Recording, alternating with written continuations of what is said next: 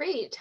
Thank you, Lee. And I want to say thanks to my coworkers who have graciously shared their time to be here tonight. I'm excited that you'll get to hear from them because they are the true experts and really the missionaries of this work. And I thank you women so much. And thank you too to Pioneer for hosting these wonderful community education events and for inviting the YWCA to be part tonight. It's an honor to be invited. Lee, is it okay if I share my screen? Absolutely, take it away. Okay, great. I promise this will not be a slide heavy presentation. I had some numbers and things I wanted to share, and I think that's just easier to do on a screen than having to talk at you with regard to numbers. So as Lee said, we're going to share a little bit about our work, and then we hope we leave plenty of time for questions. Kind of the flow of things tonight is that I'll start with some definitions and a little bit of context, and then we'll move to Celia, who will talk about what advocacy looks like and especially how it looks for immigrant survivors in our community. Then you'll hear from Becky, leader of the LINK program, who will talk about the process of rebuilding. And then Eliza will wrap up sharing her amazing work with fifth grade girls and healthy relationships. Our goal here at the YWCA is to one day be out of the crisis response business. And I say that because we want to eradicate all the underlying conditions that cause violence to happen in our community in the first place. And then we'll take our time and materials and everything else that we do and move on to the next challenge. Tall order, but if we aren't guided by that, it's tough work to do, so we need to have that hope on the horizon. And like I try to do with every presentation at the YWCA, I want to start with our mission because it really does drive everything that we do. And as an organization that is dedicated to ending oppression and building a better world where everyone's worth is realized and valued, domestic violence work and sexual assault work is really an important and a good fit for us. I think it's safe to say that here at the YWCA, we believe that everyone has a human right to feel safe in their relationships and in their homes. No one should have to fear the ones they love and the ones who say that they love them. A society and a world where people live in fear and experience trauma is not a place of growth or flourishing for any one of us. So this lens of oppression really informs our work. We support individual survivors every day, and our work can't end there. If we aim to end oppression, our work needs to address the systems, and beyond that, the attitudes and culture and the policies that undergird society and sadly contribute to violence's persistence and the persistence of oppression. And that's work that we try to do at 3 levels: the individual, the systems, and then the greater cultural level. And we'll try to touch on, I think you'll see as we go along in talking about our programs that we're trying to do that in what we do. And that work is not work that we can do alone, especially the piece about reaching our challenging culture and attitudes. That's work that really is everybody's work, and we're so glad that Pioneer is already a partner in that work with us. So thank you very much. Okay, are you seeing a screen that says survivor or victim? Okay, great. One word that you might hear a lot tonight is the word survivor. And one question that we often get is, should I use the word survivor or should I use the word victim? And I think, both terms could be applicable. The term victim might be used when you're talking about a court issue, something in the criminal justice system. But I think here we tend to use survivor way more than victim. The accomplishments of survivors are incredible. And I hope that you'll hear some about some of those accomplishments as my coworkers speak tonight. And we really work with survivors to help them lift up those accomplishments. And some people prefer victim, others prefer survivor. I think really the best thing to do, the way to be most respectful, is just to ask. Another word you'll hear a lot tonight is domestic violence. And I just wanted to share this really simple definition. What is domestic violence? The highlights of this definition are in orange. So I'll just read it quickly. It's a pattern of behavior that one person uses to gain power and control over another person. And I just want to point out the orange highlights. I think those are the three words that are important when thinking about a quick definition of domestic violence. And I also want to point out that it talks about a behavior's motivation. It doesn't describe certain aspects of a behavior.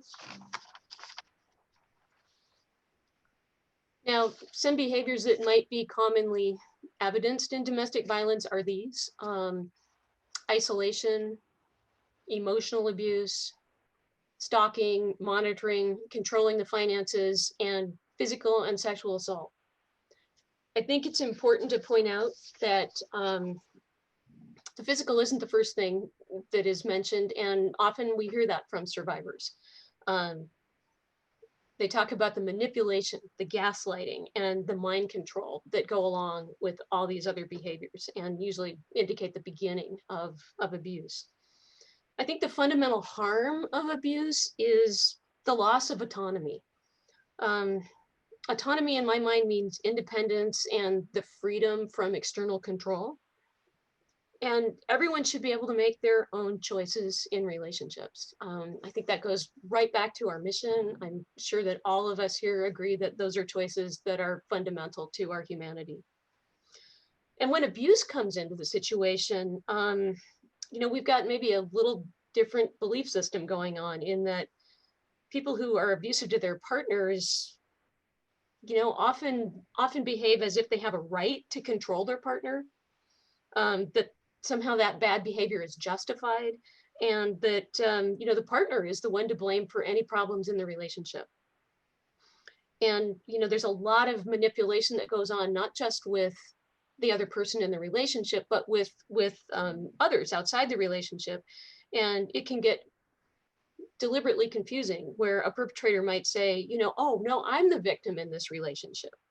And what that does is just further undermine the victimized person. It's harder for them to be believed. They may not get the support, may not even want to ask for the support.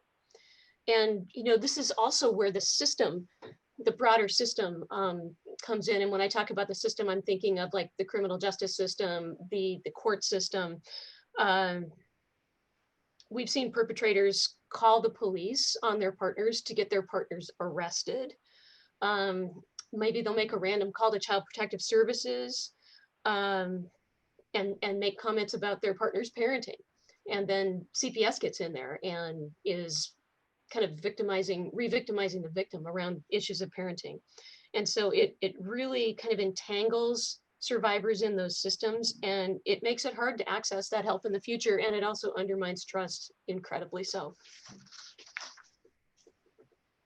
So just a little bit more about what this problem can look like. Many people might say that they don't know anyone who's experienced domestic violence. Well, I think it's safe to say that we probably all do. It's a highly unreported crime, and yes, it is a crime. Actually, it accounts for 15% of all violent crime. And, it's something that is not anywhere near as reported as it could be or should be. And that's a whole nother conversation. We could have a whole evening's conversation about that. But I want to point out the incidents here. At least 1 in 4 women and 1 in 7 men experience severe violence from a partner at some point in their lives. And so how do we translate that into numbers? Well, on average in the United States, 20 people per minute are abused by an intimate partner. And during 1 year, this equates to more than 10 million women and men. And it happens in same-sex relationships and also in heterosexual relationships. So to take a look at what that is like on the local level, and I'm just going to report the number of people that we served in 2020. We served 497 people who had experienced domestic violence, and that number's down from the previous year because of COVID. And we provided 8,300 nights of safe shelter in our 2 domestic violence shelters to 284 women and their children.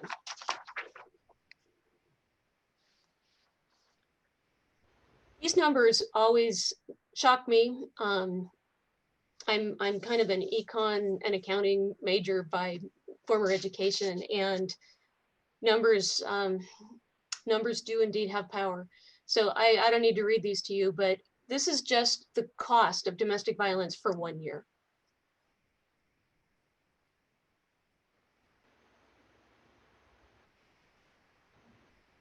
And when I think about what our country could do with that money,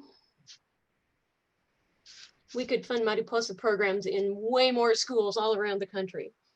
I'm sad to say that I think these numbers might be low because domestic violence is a very underreported crime.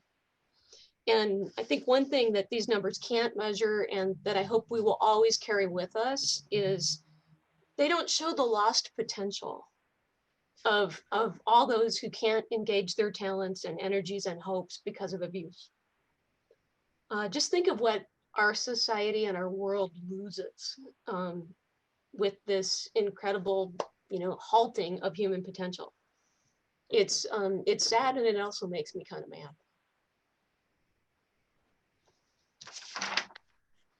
Since healthcare is always on, it's always on the agenda somewhere. This is the healthcare cost for a year in the United States of domestic violence. And I got these numbers from the National Network to End Domestic Violence. They're a huge national advocate for our cause and a leader that we look to for information and all kinds of other help. And they pulled these numbers together from a couple of different national data sources, including the CDC. These numbers are just for women. And so knowing that, it would be even a bigger number when we include men.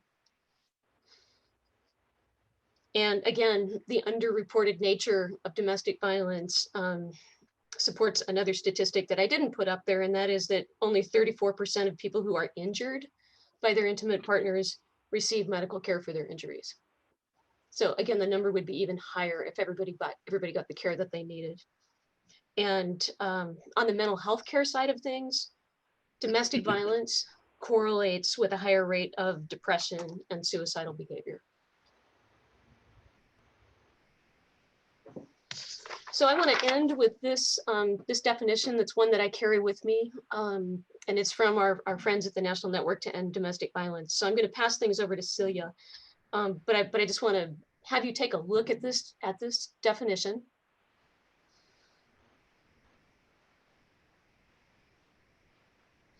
And our mission calls us to approach issues of violence through this lens of oppression. And, we need to work to serve people being totally aware of all of their identities and the barriers that they face. It also means that we have to have those conversations and be part of conversations at a systems level. So anytime the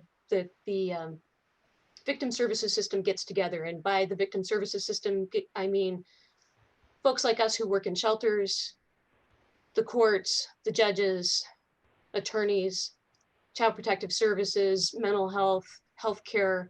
The victim services system needs to have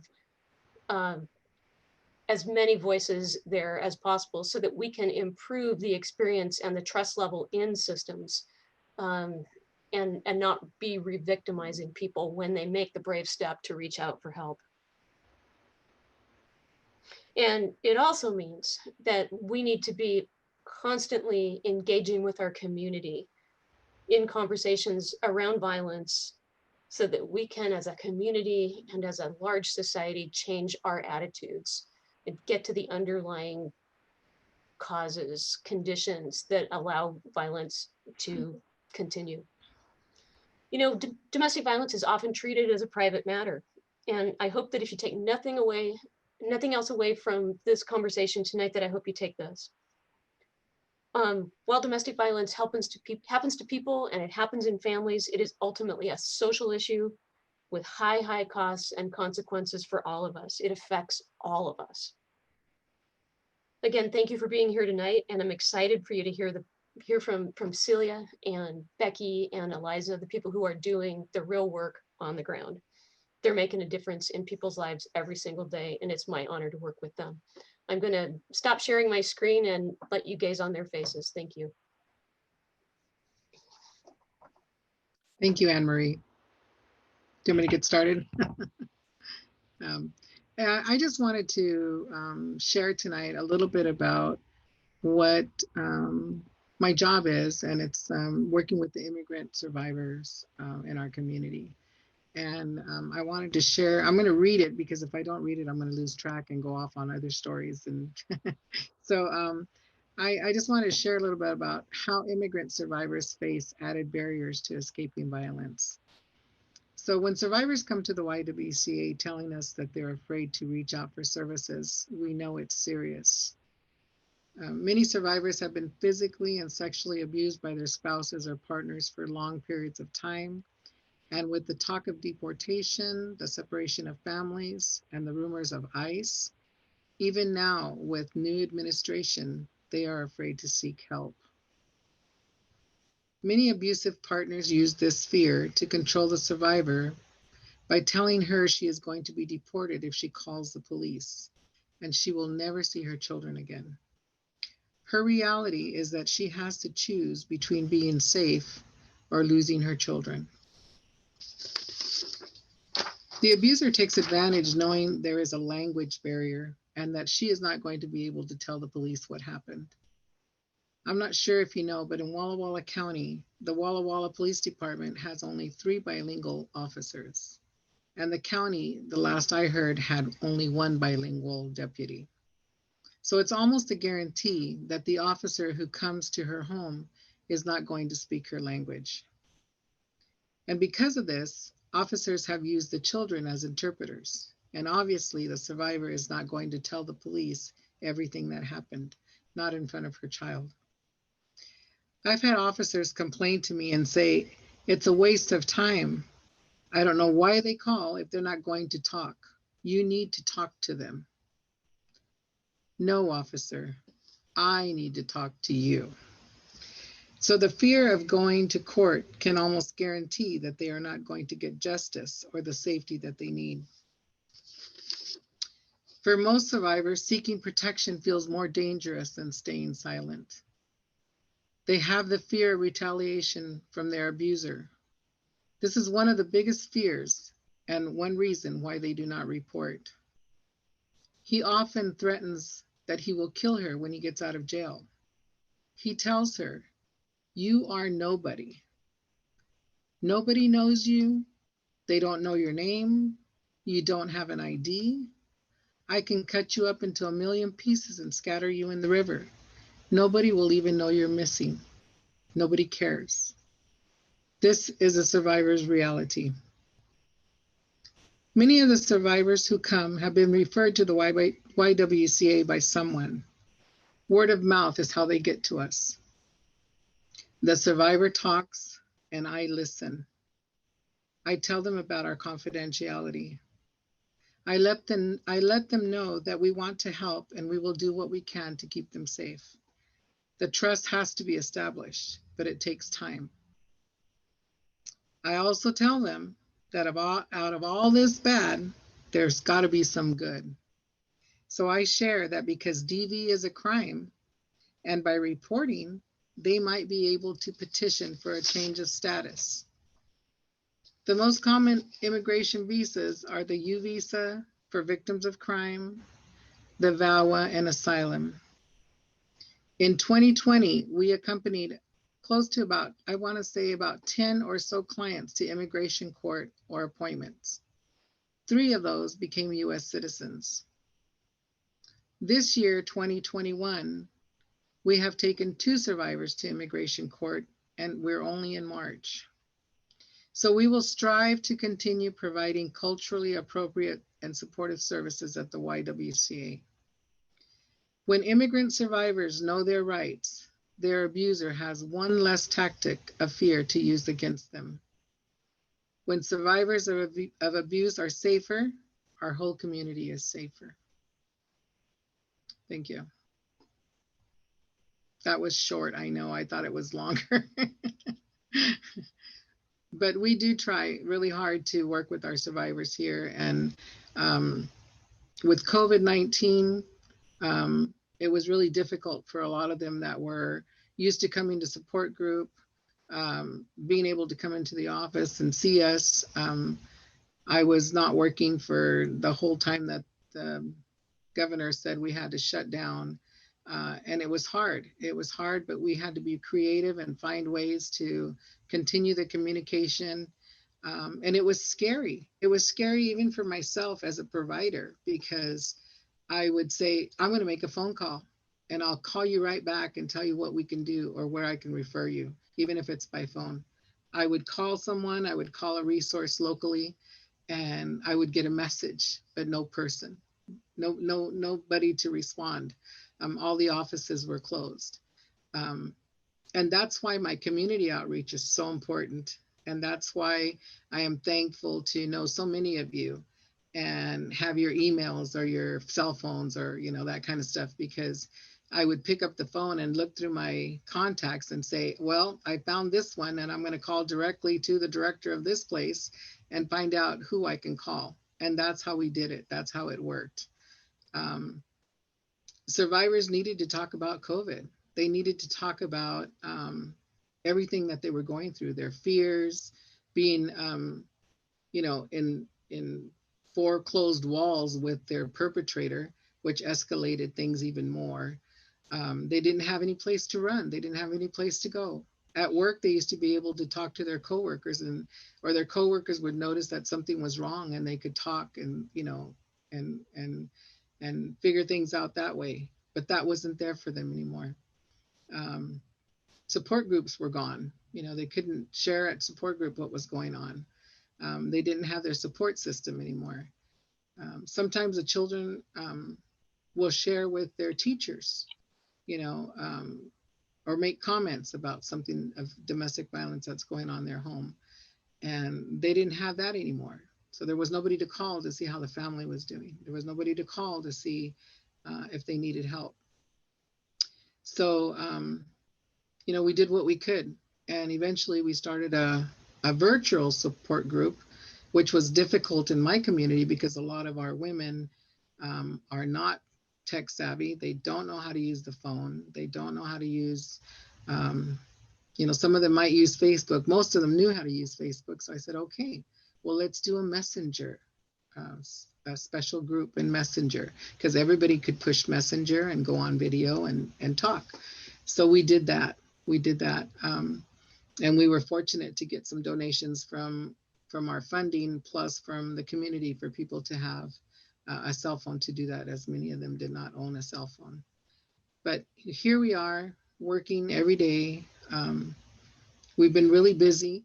I don't know what it is, maybe that things are opening up now and people are able to come in, and if it isn't the phone ringing with somebody in crisis, it's somebody in person walking in. But we've definitely want them to know that we're here to help.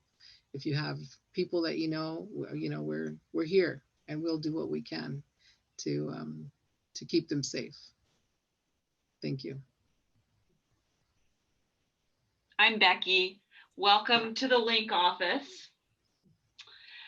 When a woman experiences domestic violence and spends a good portion of her life doing whatever it takes to survive, self-confidence and simple decision-making, goal-setting skills take a really big hit. And that's one of the ways that Link can be very helpful. Living in new circumstances is for women who've experienced domestic violence in their lives and want to move forward and to thrive in the community. It's a bridge between the shelter and the community. When a survivor comes to the shelter, she's given physical safety. An advocate walks beside her to help figure out housing, finding a job, securing food and clothing.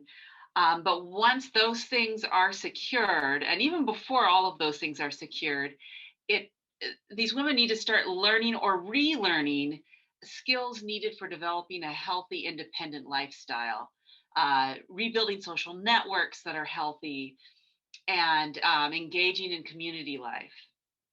The link classes address those very issues. They give the women a safe space where they can meet. They can let their guard down. They learn so much from each other, because when one woman shares her story, that empowers another woman to share.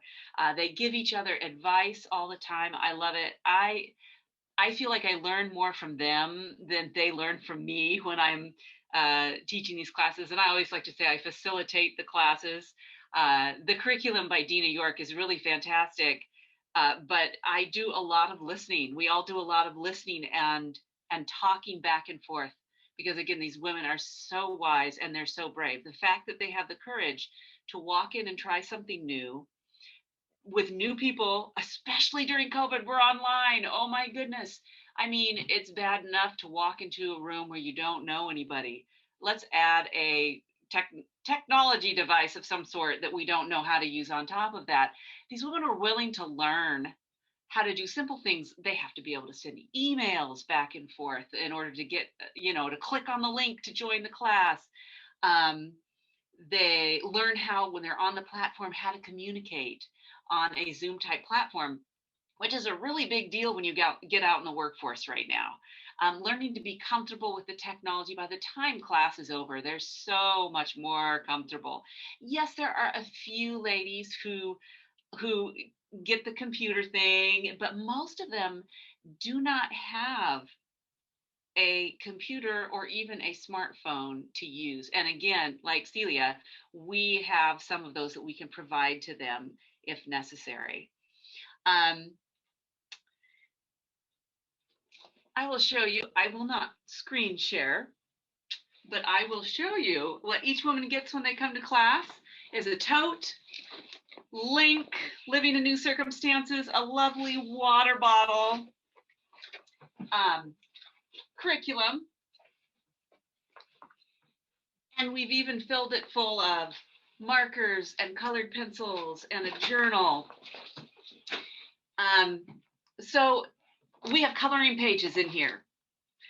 It's a great soothing way if you're feeling stressed, because sometimes the things we talk about, even though I don't talk about domestic violence in my classes, I talk about what's next, moving forward. These stories can trigger ladies. And so having coloring pages, and I'd encourage them, color if you're feeling kind of nervous or excited, color, or I even put little stress balls in all of their bags that they can take, and they can squeeze in little stress balls if they want to. And here's an example of the table of contents, some of the classes. Today I just started a new class, New Beginnings, introductions, assessments, getting to know each other, and goals, not goal setting, but ground rules setting. It's so important because confidentiality is a really, really big deal. And it's a big deal to everybody in the class as well as me. Knowing your strengths. And in this class, we focus on strengths, not weaknesses. And so often in our culture, we're focusing on what we did wrong. And especially with women in domestic violence situations, they hear how they can't do anything right all the time. So this whole curriculum is about how amazing you actually are once you get to know yourself and you find your strengths. Stress management, the power of self-talk, which is my favorite because we get to talk about affirmations and it's just a lot of fun, and create affirmations. Change, which is a big one right now, especially with COVID. I mean, that has brought so much change for us and for these women in particular, having to deal with that. How to help face unexpected challenges that life brings, and how to create positive change in your life. Also, resiliency, and finally, decision-making and goal setting. We also talk about values, personality, all the things to help these women re-find themselves so that they can find their voice. And when they can find their voice, it's so much easier to make decisions that can help them survive and thrive in the community. And that is what it's all about. There's a lot more, but. Thank you so much, Becky. turn it over to Eliza. Yeah, I can follow up now. Again, I'm Eliza Anderson Diefenbrock, and I'm a senior at Whitman College, and I'm one of the Mariposa program leaders with the YWCA. This is my second year working with the Mariposa program, and it has been such an honor and inspiration to be able to do this work and be in these fifth grade classrooms. Mariposa was started in 1997, if I'm not wrong, Anne Marie. And since then, the program has only grown and strengthened. We run groups in 5 Walla Walla elementary schools, and right now we're working to expand into Garrison Middle School and also Sager Middle School and Davis Elementary in College Place. This is also our first year running a boys program, which I'm so thrilled about. Each of these expansions signifies an expansion of the huge impact and importance of this prevention work. So this is a really big year for me in that way to watch all that, because the thought of being in almost all the schools working with boys and girls from 5th grade through middle school fills me with such excitement, passion, and hope for change. It means that many more students have a space to have the sorts of empowering conversations we need to create empowered individuals who knows what it means to be a leader, to listen, to be in a healthy relationship. It also means that as students move through the years and the programs, they have a common connection and a foundation in Mariposa. It means that students can get to middle school having been in different elementaries, and they can start their friendships from the safety and trust and expectations that we cultivate in Mariposa. The main goal of my work is to create a safe space that is fun and encouraging, where students can have the sorts of conversations that too often we start retroactively. A lot of the topics parallel with things Becky's talking about. And if we can start those in 5th grade, then there's a hope for change. Each week we talk about topics like healthy relationships, gender, puberty, communication, leadership styles, peer pressure, self-compassion, self-confidence. We play games and we talk about this stuff in non-COVID times. We have snacks. It's just a fun and empowering time, and I have so many stories of insights and inspirations that these girls have given me. One that I share a lot because I think it really exemplifies the work of Mariposa was last year with one of my groups during the puberty week. And one girl went from, at the beginning, being kind of, like too cool, didn't want to talk about it. This stuff was awkward and silly. And by the end of the lesson, she raised her hand to ask me how she could better communicate with her guy friends what she experienced on her period. And I was just blown away by this moment because it showed me that this 5th grader was already thinking about what she needs to feel supported and wants to know how to actively speak up to make sure those needs are met. I also think about moments from an activity that I run around body image, where we all draw a piece of paper from a basket, and on the piece of paper is a body part or a piece of ourselves, whether that's like emotional, mental, internal, things like legs, stomach, voice, mind. And then everyone has to list something that they're grateful for or proud of that's related to that, whatever they draw. And I do this every time we have a body image and confidence lesson. And I have gotten so many answers that are amazing and poignant, where these girls are filled with such gratitude for who they are and what they can be. And it's also not always easy. They're in 5th grade and they're already coming up against norms and pressures. Shame and insecurities are starting to form. And I can remember in one of those tougher moments, a girl had drawn voice, and she said that she didn't feel like she had anything to share. She was embarrassed. She felt like, I think she didn't like the pitch of her voice, like had all these reasons for why she didn't have something to share. And before I could say anything, all of the other girls in the group started chiming in with all the things that they appreciated about her voice, that they thought she should celebrate and be proud of, things she contributed to class, everything. And that moment and the fact that these students have this space to foster friendships and connections based in such incredibly important conversations is what makes me inspired by what this program as an example of prevention work is capable of. For me, Mariposa is about creating an empowering and safe space where girls can share, connect, and ask questions. I get to encourage them. I also, Becky would say, I facilitate. I don't teach. I don't have the answers. We make them together. And I get to support them as they're finding their voices, their confidence to express joy and fear and feel accepted and supported by their fellow Mariposa peers. And it's in those weekly meetings that I see possibilities for a very different future. Thank you, Eliza.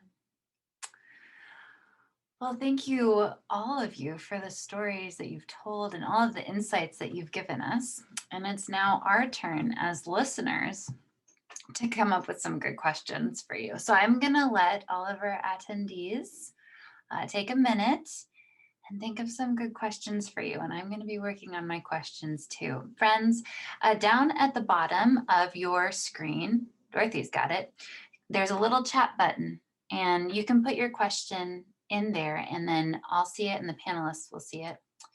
And Dorothy has a great affirmation for Eliza, which is that she bets those 5th grade girls just love you. I think she's right. So friends, put your questions in that chat box, send it to us, and we'll come up with some good answers for you, or some more questions. We'll figure them out together, as Eliza said. But really, we're gonna want you guys to share more, because I would just love to listen to you guys for hours. Okay, a question for Linda, for Eliza. We'll just let the questions start flowing in, but Linda came up with one. Eliza, do you work with the boys too? Yeah, so like I mentioned, I am only one of several Mariposa leaders, and so we have Cody is currently creating and starting the boys program. We felt like because of the age group, it was important to have the leader be male identifying so that there can be more camaraderie there. So I just work with the girls, and then Cody works with the boys, but we are in the process of starting and expanding a boys program. Very cool. So same age group, same schools, just perfectly parallel. Oh, cool. So amazing. Oh, and what's the name of it, Eliza? I actually have to ask him, because that was kind of one of the goals for this year, was he was going to work with his first group to come up with a name that resonated with the students. I think a big piece with Mariposa is that we want our students to shape it with us, be that like coming up with games or asking us questions and topics that they want. And so we felt like with starting this new program, what better example to continue that than to have the students help us name it. Very cool. Oh, that's great. Okay, a question from Chuck Templeton. He's wondering about what it's like that keeping the shelter secure. Do you have to deal with, he says, perpetrators trying to get into the YW to get at their victims? So does that happen, and how do you handle it? Hey, Anne Marie. I'll take a shot at this one.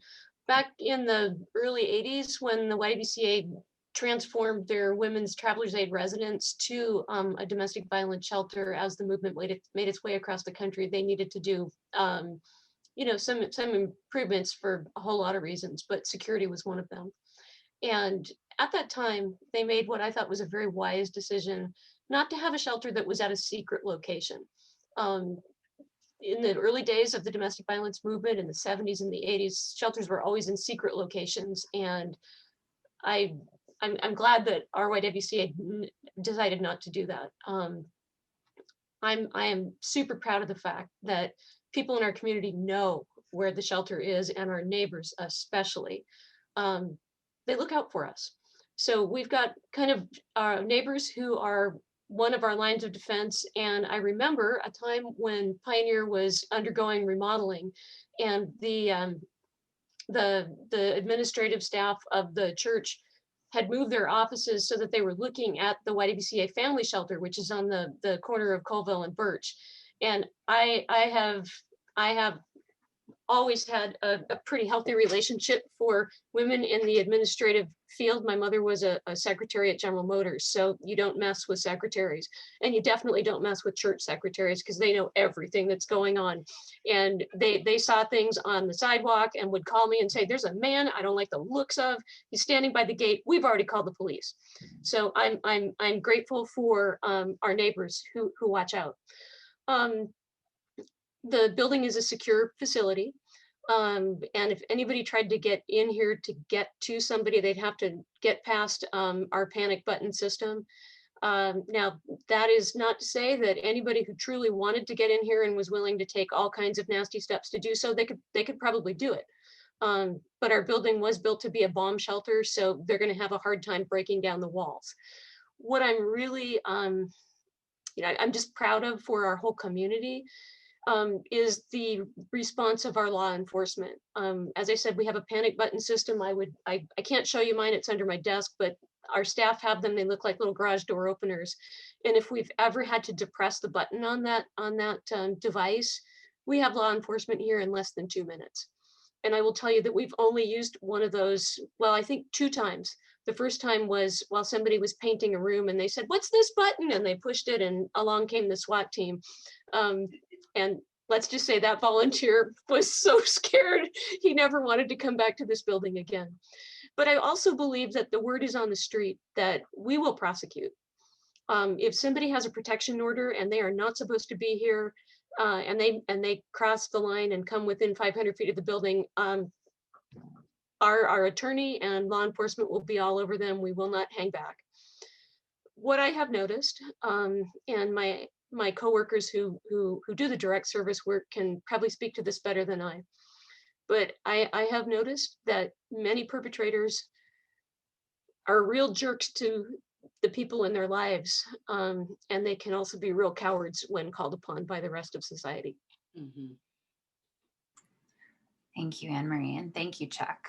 Good question. Beth asks if you could talk a little bit about how you fundraise and how that's going this year, in this strange, strange year. I'm really happy that the YWCA is blessed with many revenue sources, so we don't have all of our eggs in any one basket. That said, if we did not fundraise, we would not be able to do the work that we do. We typically have 3 large event-based activities during the year. One we're currently in the midst of, and that's our phone-a-thon, where we dial for dollars, and that's going really well. We have a luncheon in May that is probably our biggest event fundraiser, and it's a wonderful mission-centric opportunity.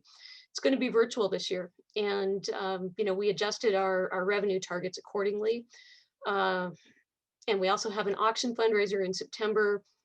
We're not expecting really to be able to do much of that there. So we will be following in the footsteps of our founding mothers, which we really worked on last year. And that is that we will be connecting with all of the people who know and support us and telling them our story and asking for help. I'm so grateful to our community for stepping up as they did last year and every year. Last year, especially when I reached out to folks for help in how do you lay off 30 people? That was something that I'd never learned. I don't know if anybody learns that in school. And I was so grateful to be able to reach out to people who could advise me. And then people said to me, you're gonna need money and you're gonna need it now. I'm prepared to write a check and I'm gonna call 10 other people to help you with that as well. So we were just immensely blessed with such support, and not just the financial support. There were a lot of tough days, a lot of days of uncertainty, and to have those calls and people stopping and saying, we're praying for you. We're thinking of you. Can we bring you lunch? What can we do? What do you need? It was just emotional life support of the very best kind. So I guess that was kind of a long answer to the question. I would say this: keep praying. Thank you, Anne Marie. Good question, Beth. And down here, you can see that Zidane is now on the screen. Here's Zidane Gallant-Laporte, our friend from Whitman and from the Neighborhood Engagement Program at the City of Walla Walla. Okay, next question comes from Billy. What sort of officer training is available for our police officers to learn more skills related to domestic violence interventions? Great question, Billy. I can speak to that somewhat. Along with teaching Living in New Circumstances classes, I also co-taught the core training classes that all advocates and volunteers have to take in order to volunteer or work at the YWCA or any other nonprofit in town that has that same type of clientele. And in one of those core training classes, and two of them, in fact, we had police officers that took the classes. And the core training classes teach, oh my goodness, it's a whole week. It's 40 hours of teaching about sexual assault and rape and domestic violence and oppression and racism and just the whole umbrella of isms and oppression and the things that we deal with and face. And I just loved having those police officers in there. They had some tough questions. But so, yeah, in my experience, that's where I have seen a few officers get training. Anne Marie? I don't know the extent of law enforcement's training. I do know that at Academy there is like there's a unit or two that they have on domestic violence, and our local police department has had a lot of commitment to training. I don't know the content. I know that in past years we've done some joint training with law enforcement, and we've brought some great speakers to town. I think it's always great when you can get cops to talk to cops and judges to talk to judges, and to hear voices from folks who do the same thing that you do. It's I think maybe a little more credible.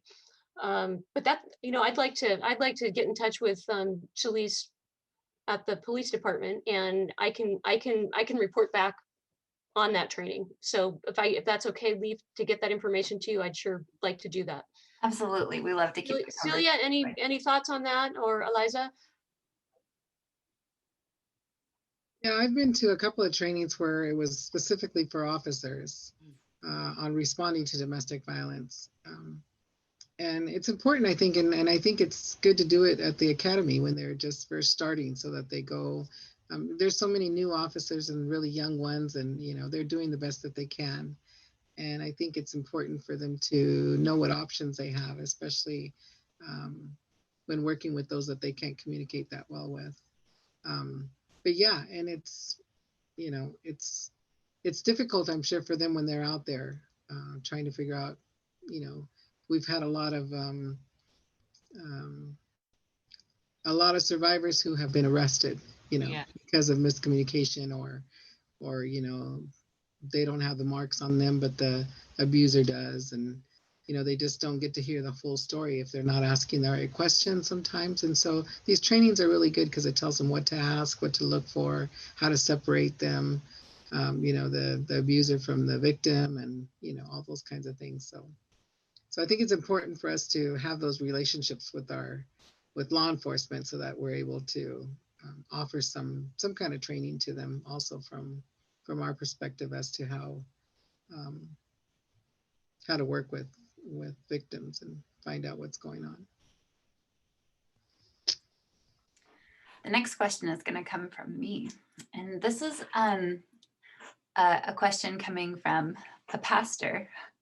In conversations with survivors, where have you seen faith as an asset, as something that helps people survive and thrive? And where have you seen the church or religion really perpetuate systems of violence and keep people in abusive relationships? I can respond to that one. Many culturally appropriate for our community is many of them are believers in God. And so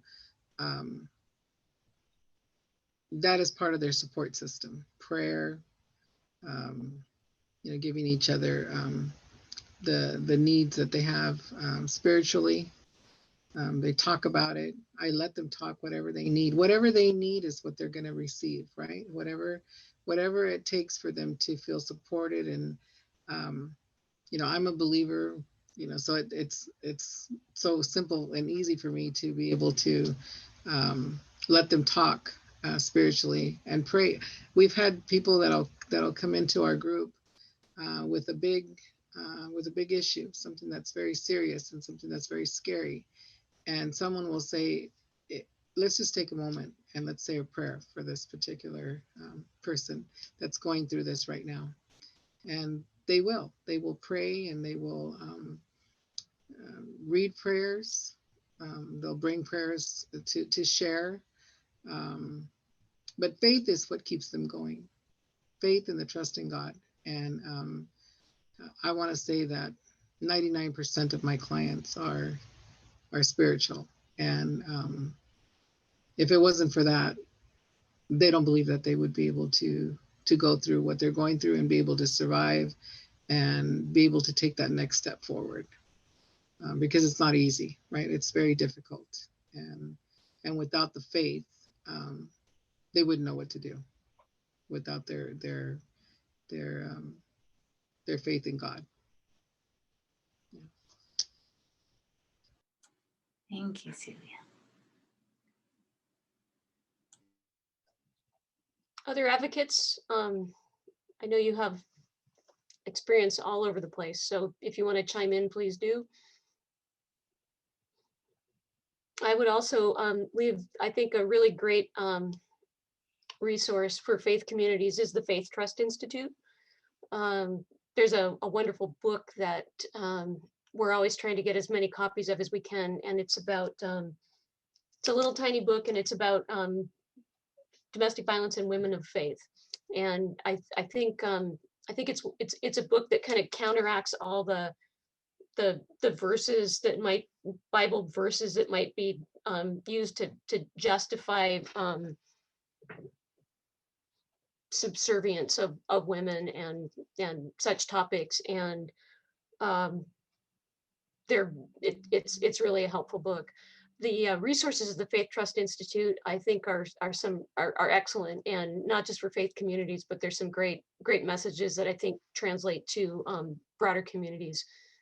I think it goes both ways. We have women with and survivors with really strong ties to their faith communities and support from their faith communities, and then we work with others who, when they decide to get help, they have to choose between staying within their faith community or leaving that relationship entirely, and have seen some awful and ugly things. We had the YW had the great opportunity, maybe in the early aughts, maybe the mid aughts, we received a grant to build relationships with faith communities. And we had a project up in Dayton in Columbia County and one here, and we connected with a few churches, and we connected around training and helping faith communities to be supportive of their members. And I think probably the biggest success was what happened up in Dayton. And I just happened to find this the other day, but the ministerial fellowship up in Dayton, which is, I think at the time, had representatives from all of the church communities, and the really, really conservative ones and those that were less so. They spent about a whole year working on a statement about domestic violence from the faith community. And I was cleaning out a bookshelf at my home the other day, and I found a copy of it, and it was really lovely and really thoughtful, and evidence of a lot of work that took time. A lot of trust needed to be built, and I credit a couple of advocates who really, had just great connection to these issues, and they just kept showing up, and the conversations just kept happening. And the state, our state domestic violence coalition, took that statement and used it really as an example of a best practice. That's awesome. Oh, wonderful. Well, thank you for those stories. I think Claudia's question is a perfect way to wrap up the evening. Would you describe how women are safely transitioned from the Y program? So we know that they get these amazing link classes with Becky. What happens as they transition out? They can take link classes as many times as they would like. I have so many women that are out of shelter that take the classes. So that is one support system. And what I found with that is that also those women become friends outside of class. And so they have that as a support system as well. And just the bridge, building a community is such a big deal, and having that kind of support, friendships with people who have the same goals and are on the same journey and understand you. So they leave with classes under their belts and more classes to take. They leave with friends. Mm-hmm. All those things. It just depends. It's their choice. It's a woman's choice if they want to take a class or not. Sometimes they are ready, sometimes they are not. Sometimes they'll take one class and disappear and then reappear next year. It's just, they have to be patient.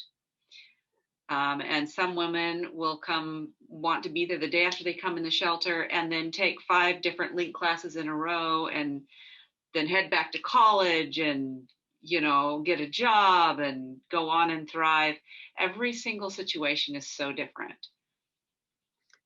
I think it's safe to add that it's really a different story for each person, and the stories are pretty tough. Yeah. People can stay in shelter for 90 days and maybe a little bit more if we can work it out with our funders. And the 90-day rule is not my rule. It's kind of the rules of emergency shelter and funding and federal definitions, sadly. And we don't always know where people go. We are working our heads off to try and get people plugged into affordable housing. I think you've had conversations in this Walla Speaks already about affordable housing, and we know that there's not a lot of it and it's hard to get. Mm-hmm. Fortunately, our relationship with the Blue Mountain Action Council strengthens, the possibilities of getting that affordable housing. But it's a lot to accomplish in 90 days. And I know if somebody said to me, okay, Anne-Marie, you got 90 days to get your life back on track, get a job, go back to school, take care of your health, find housing, gotta get your driver's license back. And you've got kids too, get them plugged into school. 90 days to do that. And I don't have kids and I'm not even in crisis. Think about that tall order. It's really hard. So what we say at the YW is this: we never say goodbye at the Y. And our job that we start from day one is to keep those doors open, to keep that trust, so people know they can always come back. And Celia has some amazing stories of women that she has worked with over multiple years because they feel safe and they trust her and they know that she's going to figure out as best as she can to help them with what they need.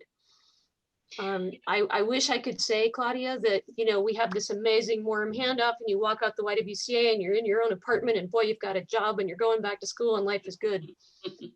I think the comment is that, or the stat is that people go back to their abusers a minimum of 7 times.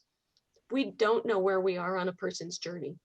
So it's all the more reason that we have to keep those doors open so they know that this is always a place they can return. I want to add to that, Anne-Marie.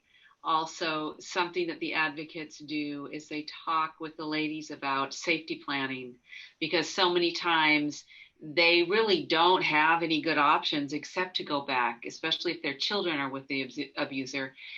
But we can help them even transition back into that space with a safety plan that can keep them safer, at least, than before. Well, thank you so much, women, for keeping the doors open and for doing your best to keep women safe and setting them on a path to empowerment and health. So grateful for you and for your work. And friends, we'll update our entry on our website with information about policing. If Anne-Marie gets a chance to learn about their training, and maybe some resources from the Faith Trust Institute for you to look at. So we'll keep the conversation going and we won't say goodbye. So blessings on the work of the YWCA. May your work continue until there is no longer any domestic violence. I'm going to turn it over real quick to Zidane, who's going to tell us a little bit about what's awaiting us next month. Yeah, thanks, Liv, and thank you all from the YWCA for talking with our Walla Walla community. You know, these conversations are important. This is why we have them, and we're just so grateful and fortunate to have a little bit of your time amidst all the busyness and wildness that is our lives. Coming up for our next Walla Walla Speaks in April, I believe it's April 13th, we will be hopefully joined by Chief Scott Bieber and potentially some other members of the Chief Advisory Committee that was formed this summer in response to some issues with the Walla Walla Police Department. And we'll be having a conversation that will hopefully spark some conversation between our panelists and provide insight into some inner workings of our leaders in this community of ours. So please come back on April 13th, not April 14th, at the same time, 6:30 on this wonderful Zoom platform. And we'll have this conversation again with Chief Scott Bieber and hopefully some other folks as well. And Liv and I will be your lovely hosts as well. Thank you, Zidane. And thank you, friends. A recording of this will be available later this week for you to share far and wide. So thank you all who attended tonight, and thank you, panelists, and we'll see you later. Bye.